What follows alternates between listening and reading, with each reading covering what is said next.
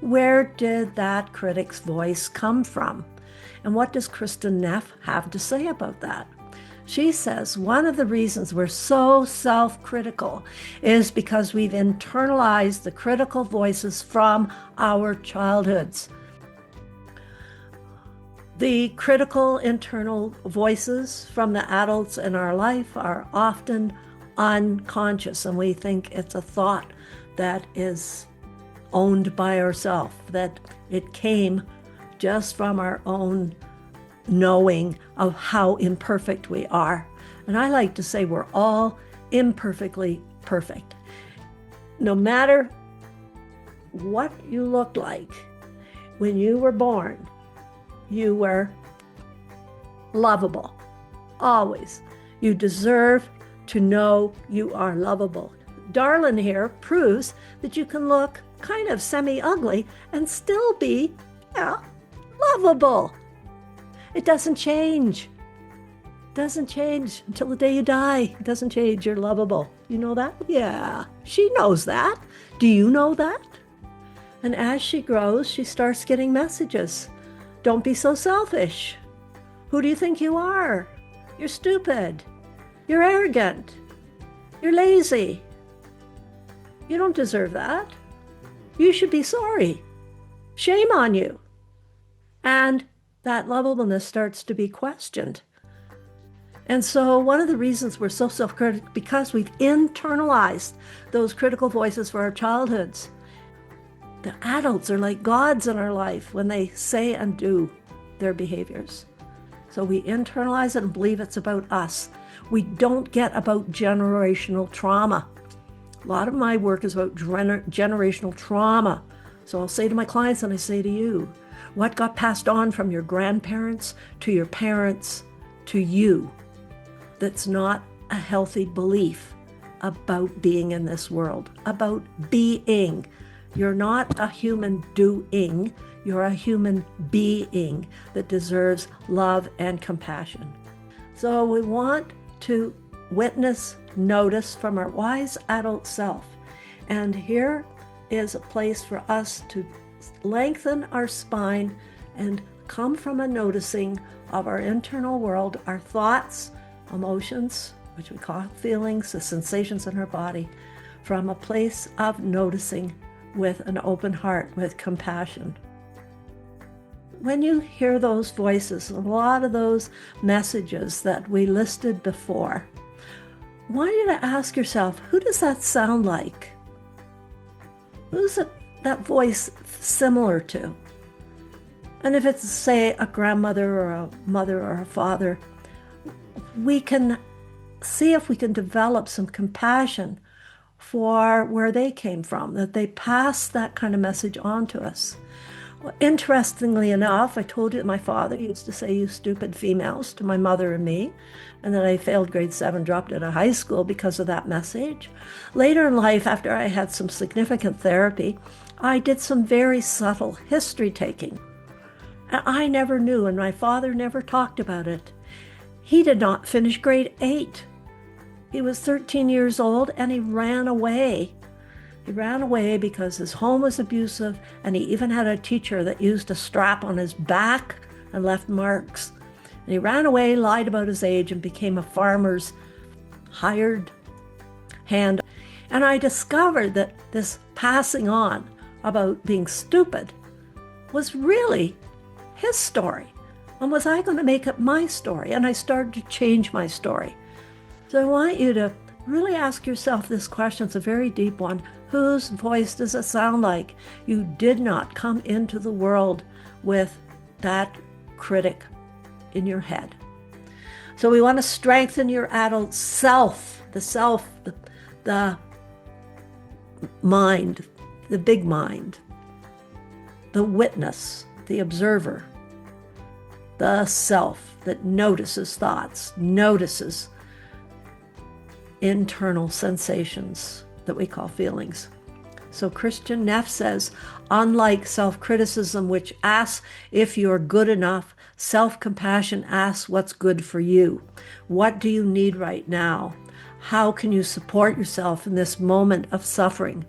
What would help you to be happy and healthy in the long term? So I want to break this quotation down a little bit for you. What's good for you? Notice when you say, this is good for me, that it brings you closer to feeling content, feeling peace, feeling happy, feeling glad, feeling uplifted. What pleases your eyes? Is it artwork?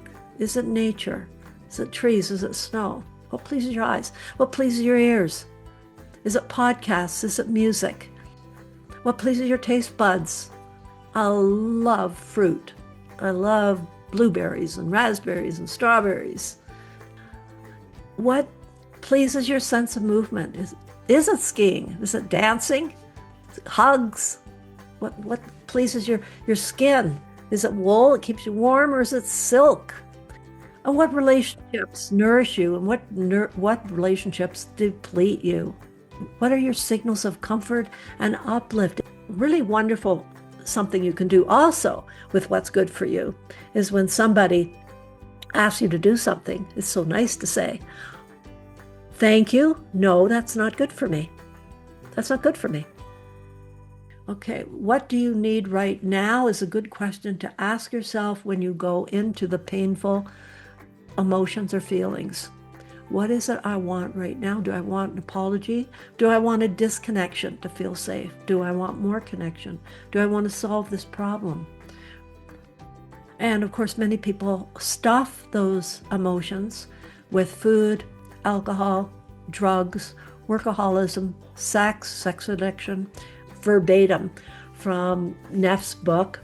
I wouldn't necessarily use the same language. For instance, what's good for you? I'd say what nourishes you, and what could you discover that nourishes your soul almost. You're nourishing yourself, that wise adult self that opens up to the world. And what do you need right now? You can want it, you don't have to need it. And how can you support yourself in this moment of suffering? You can take the word suffering out. What can you do to support yourself, to be stronger and more joyful? What can you do to support yourself to become more and more the person you want to be?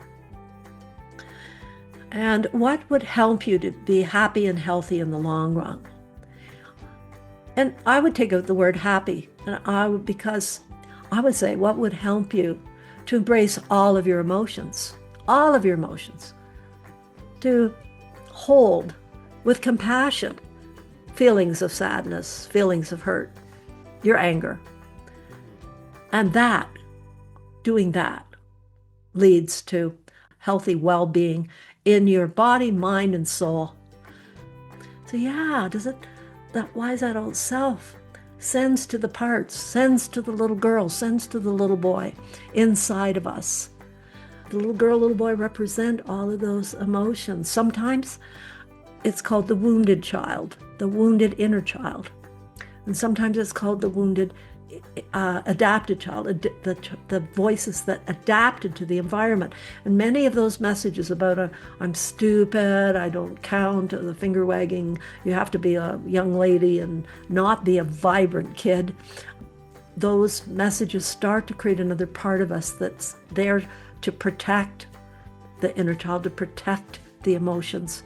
And so when lengthen the spine, come from a higher, broader perspective with compassion, kindness, and comfort. That is you, yourself. And that's what we want to come back to when we want to connect with other people, to see if we can then view them through a lens of pure compassion. Some practice tools for everyday self-compassion. Compassionate letter writing. You can write yourself a letter stating what's going on for your life right now and put it in an envelope and maybe look at it in a year from now. Or you can write in a journal, just some way of writing to yourself from your wise adult self. Write to that inner critic that's screaming at you internally. Write what you would want to say to yourself. So the compassionate letter writing is one way for you to demonstrate self-compassion to those parts of you. Mindful reframing. And we've done some reframing with some of those voices in the head. What does the adult self, the caring, compassionate self, say that is the truth around never and always and shoulds and you are? No. And compassionate imagery. Imagine, just in your head, imagine last time you got a hug, or the last time you got appreciation, the last time that somebody was caring and generous and compassionate to you. Go back and imagine that. Imagine that when you go to bed. Take that trigger of that message, those thoughts, those memories, and the emotional response internally into your sleep with you. Self-validation and self-trust. You can write at the end of the night. I sometimes do this. Today I did. None of this, I'm going to do list. Today I did.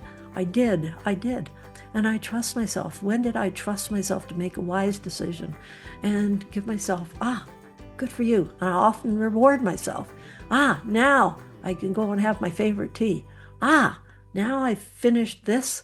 I can go and phone a friend. Just yak my head off.